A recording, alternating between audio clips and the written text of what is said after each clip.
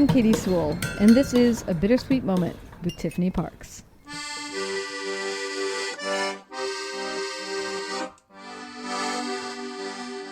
Hello and welcome to The Bittersweet Life. I'm Tiffany Parks, and this is your midweek Bittersweet Moment. Now, I know I've mentioned it on a previous mini episode, but I believe that it is worth repeating. You do not need to go to the Vatican Museums when you are in Rome. This is doubly, if not triply true in the summer, especially in a busy year like this. The Vatican Museums right now, and I am taping this in late June, and it is already absolutely blistering hot here in Rome. It is hotter than it usually gets at this time. It's unseasonably warm, and that's saying a lot for Rome. And it seems like it's going to be hot for the rest of the summer. So if you're going to be in Rome for the next couple of months, my suggestion is, honestly, skip the Vatican Museums. I'm repeating this today because there have been some recent incidents in which people are getting sick. And in one case, which happened just this past week, someone died. A 53-year-old man had a heart attack. Now, I'm not saying that it was because of the Vatican. I do not know his medical history, but I can tell you that being in an extremely hot and extremely crowded place did not help. And I just like to tell people, because I don't know if anyone else is going to tell you, you don't have to go. Don't feel bad if you don't go to the Vatican Museums, because I cannot properly describe in words how crowded, hot, and frankly miserable it is in there. And when I tell people this, I don't think that they truly believe me 100% or take me completely seriously. And my husband, Claudio, who works there and, has seen it all, he says to me, I don't even get it. I cannot understand how bad it is, even though I have worked there in the past. So this is just my way of saying, whatever you're imagining, it's probably going to be way worse than that. And I'm talking about summertime. So if you're here in February, January, go for it. And also, if you really have no problem with crowds, like if crowds just, you go to concerts all the time, you're always in a big crowded metro station. If you're used to crowds and they don't faze you, then go for it. If you're healthy, if you don't panic when you're in a kind of crowded, hot situation, again, go for it. But just be aware. Be aware of how, frankly, miserable it is. But I'm not just going to tell you, hey, don't go to the Vatican Museums and then leave you hanging. I am here to tell you where to go instead. Because almost every single kind of art that you can find in the Vatican Museums, you can find something else almost as good or even better somewhere else in the city. So let's start with ancient statuary. Some of the most important works of art in the Vatican are its ancient sculptures, mostly Roman sculptures. And you can find a lot of ancient Roman sculptures in Rome.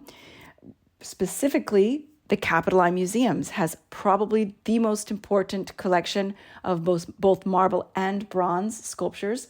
So if you love that stuff, go to the Capitoline Museums. And I did a whole mini episode on the Capitoline Museum. So if you want more detail, you can go find that episode. It's just a few months back.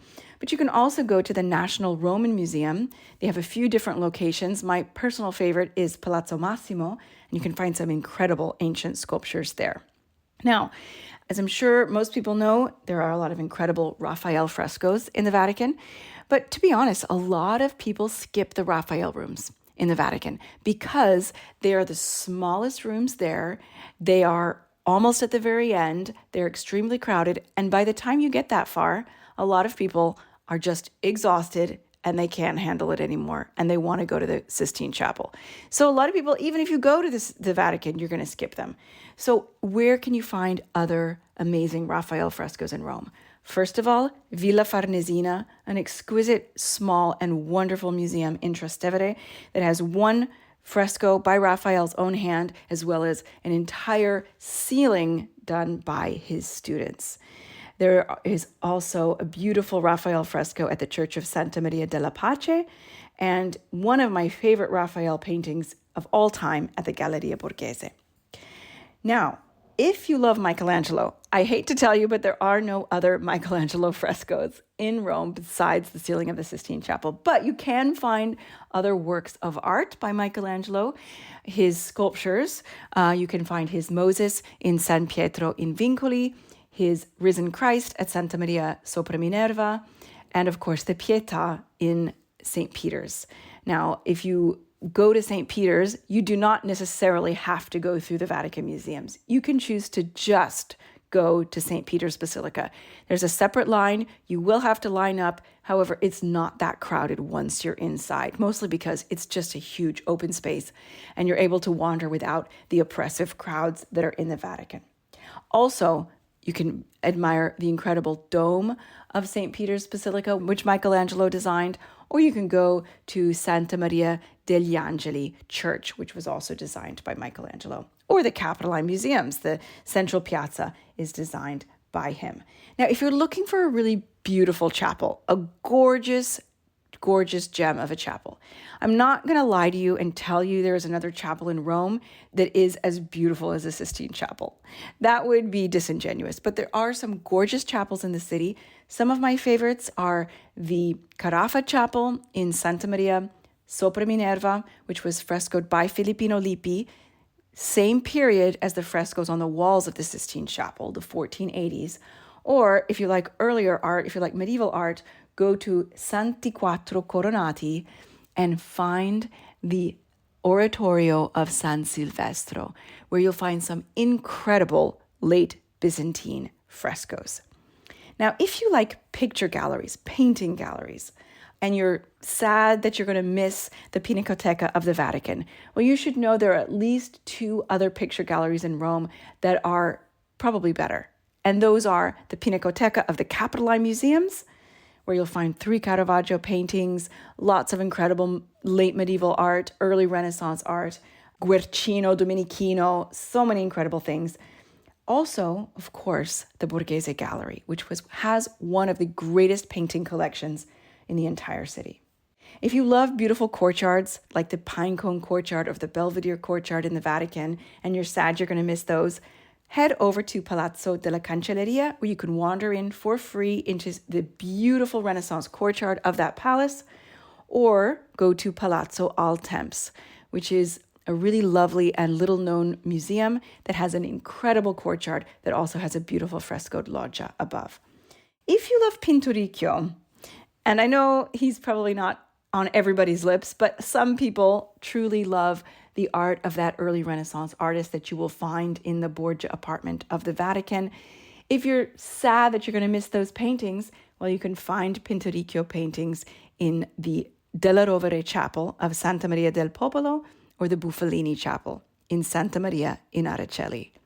If you're a big Etruscan art fan and you're bummed you're going to miss the Vatican's Etruscan Museum, which, by the way, almost nobody ever visits, head to the National Museum of Etruscan Art in Villa Giulia, an incredible museum in Parioli that is basically 10 times the amount of Etruscan artifacts that you'll find inside the Vatican.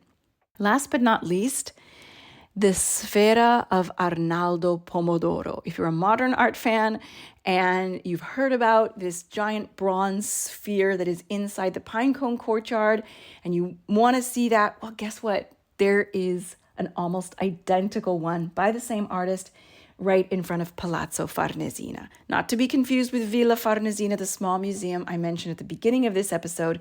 Palazzo Farnesina is a large government building to the north of the city near the Foro Italico, and you'll find another work almost identical by that same modern artist. So I hope I've given you some ideas of things to see in Rome if you decide not to go to the Vatican. And I hope you have a wonderful time in Rome, wherever you go. Thanks so much for listening. Join us again. Bye. Don't miss your chance to explore the Rome most tourists never get to see by coming to Rome with us. This October 5th to the 11th, 2025, we'll take you through the history, art, and stories of Rome in a way that you will never forget. Visit thebittersweetlife.net for more information or email us at bittersweetlifepodcast@gmail.com.